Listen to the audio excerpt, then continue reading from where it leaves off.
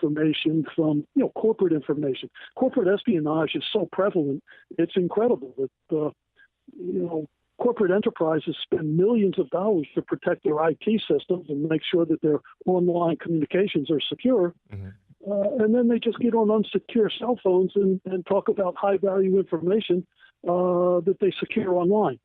Right. And bad guys take the path of least resistance. They know that the internet systems are being highly protected, and intercepting cell calls is very easy. It's basically done with impunity.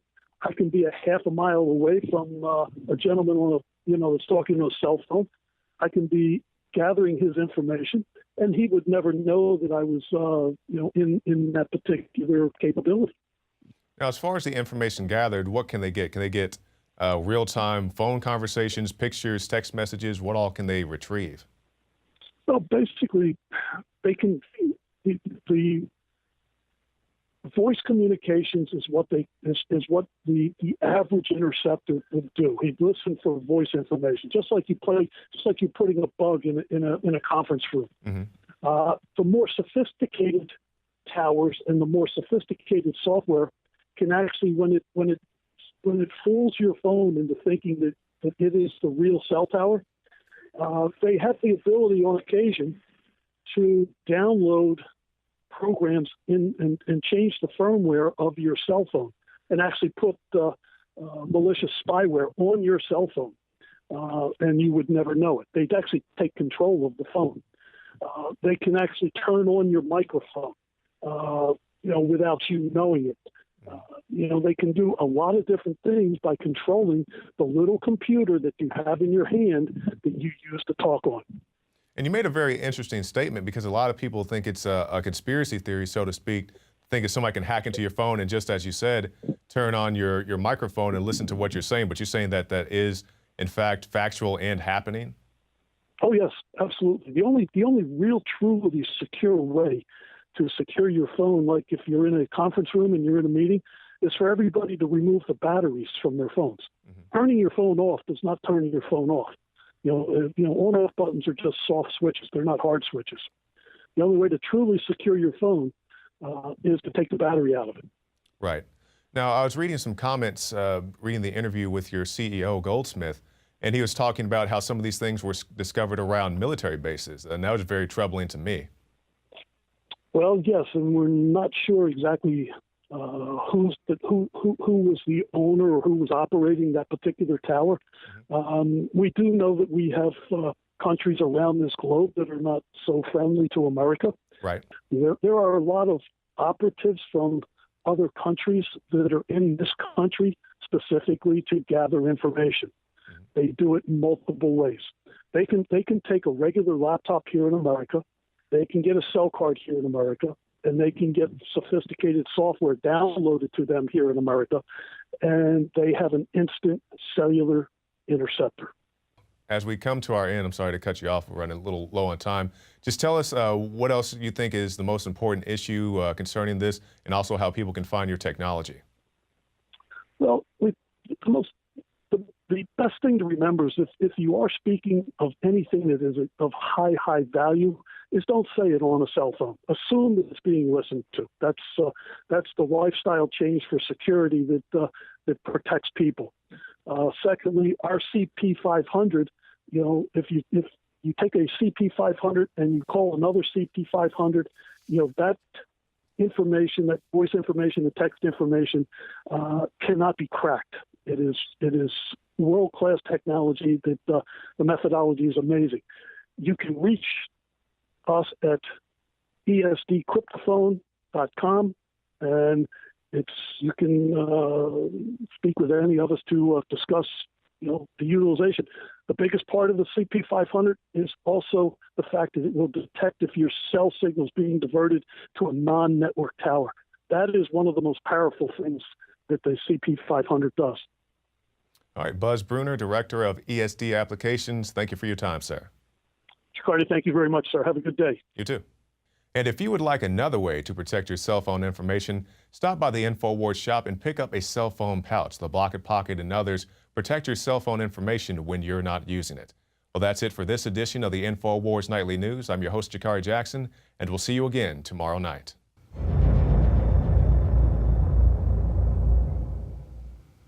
I began to get into iodine a few years ago because it was helping me and my family so much get healthy and detoxify. I believe our research is conclusive. This is the best iodine out there. And I know this for a fact. Nobody else has got iodine based on these pure crystals, ladies and gentlemen. For a limited time, experience the ancient power of Survival Shield X2. Take advantage of this unprecedented 30% off Super Detox Special at InfoWarsLife.com.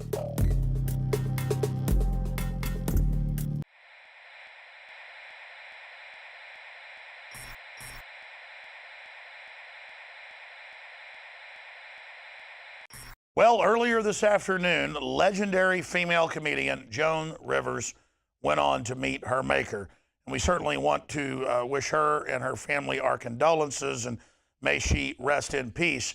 I'll say this, though. Joan Rivers liked to make fun of people, and she made fun of folks when they died as well. And every time I see Terry Gilliam's masterpiece, Brazil, I think that it's Joan Rivers in it getting the plastic face. Look, she was all about irreverence, and so hence I make the reanimated corpse point that you've got all these old people that want to escape becoming old and looking old, and they end up looking quite freakish in their quest for it.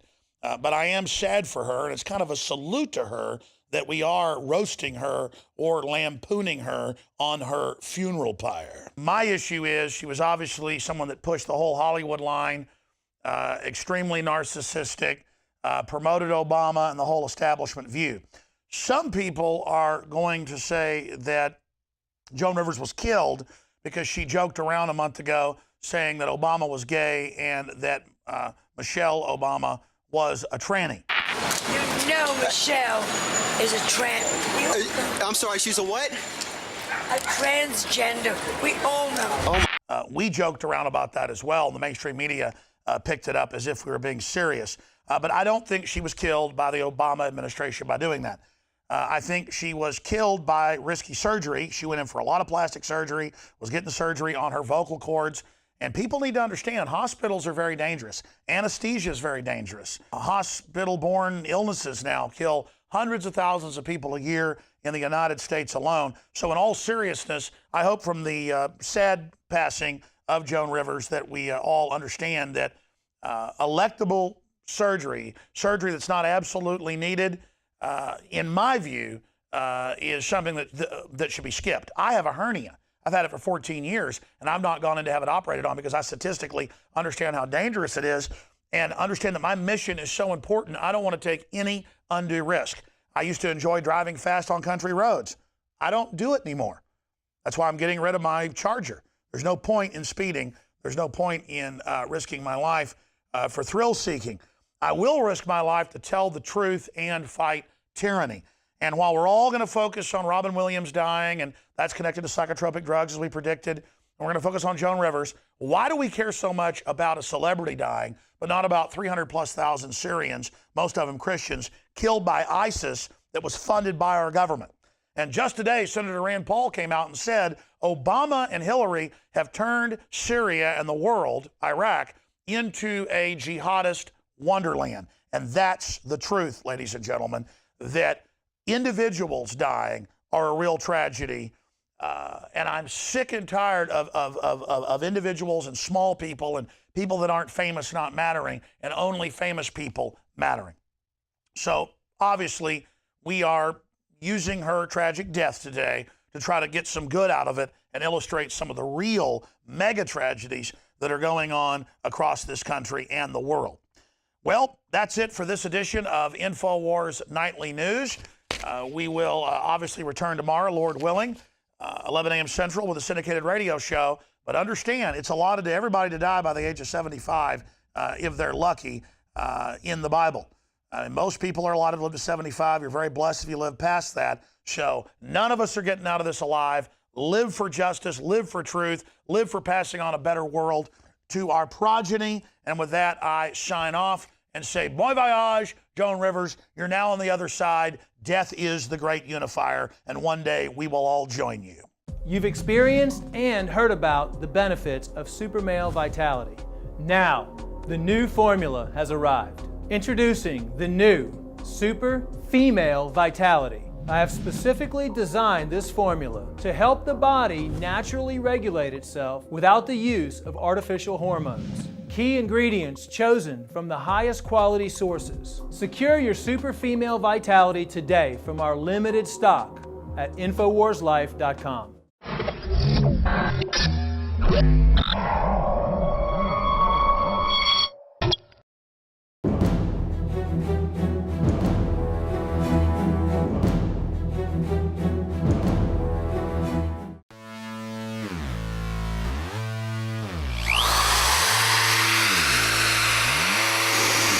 I can feel it.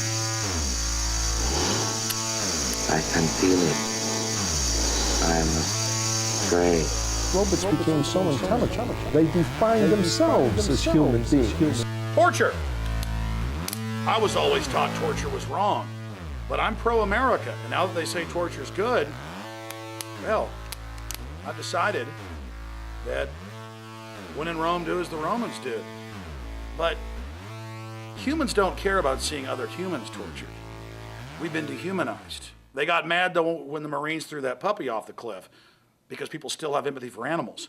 I thought, what about an iPad? What is it gonna think? People love inanimate objects. They love things. They love possessions. They don't get upset by humans being tortured.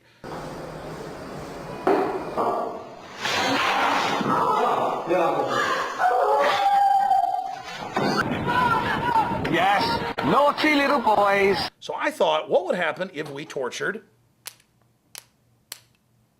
an iPad? And that's what we're about to do. Okay, 12-pound sledgehammer. Make sure this is working. Just a professional interrogation for America, what we do, the good guys. After all, Joseph Mengele wasn't that bad, was he now, according to our government? Got the electrical power here. And of course,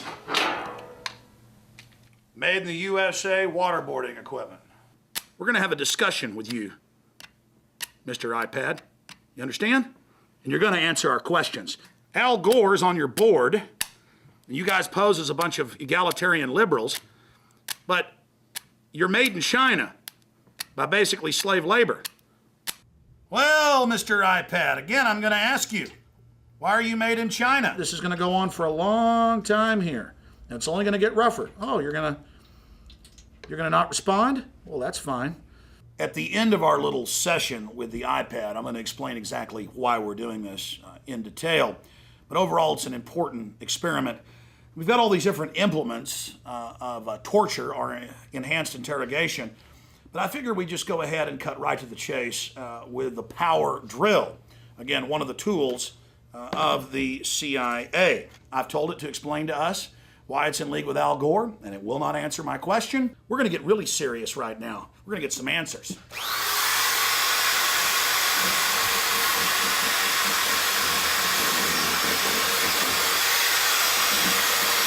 Now I'm not even gonna ask you questions. This is like in Pakistan when a Predator drone drops a bomb on a wedding.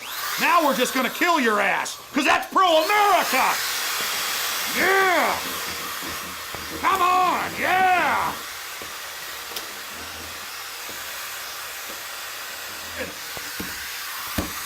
Answer my questions! We're the good guys! We're America! You will answer our questions! Torture is good! I smell China. Literally, you can smell it. Look at that smoke coming out. Let me get you cleaned up for the next round. Well, you're still alive. We've been torturing you for quite a while. Because again, that's the American way. That's freedom. And now we're going to go ahead and put you out of your misery with a firing squad. So let's put your little blindfold on. Let's give you a cigarette. Good. It's time for the firing squad for high treason. No judge, no court, no nothing. Under the Enemy Belligerence Act, now in the U.S. Senate, we're allowed to arrest you as a U.S. citizen, torture you, kill you, do whatever we want, because that is freedom. Enjoy your cigarette. No trial, no nothing. Under the USA Patriot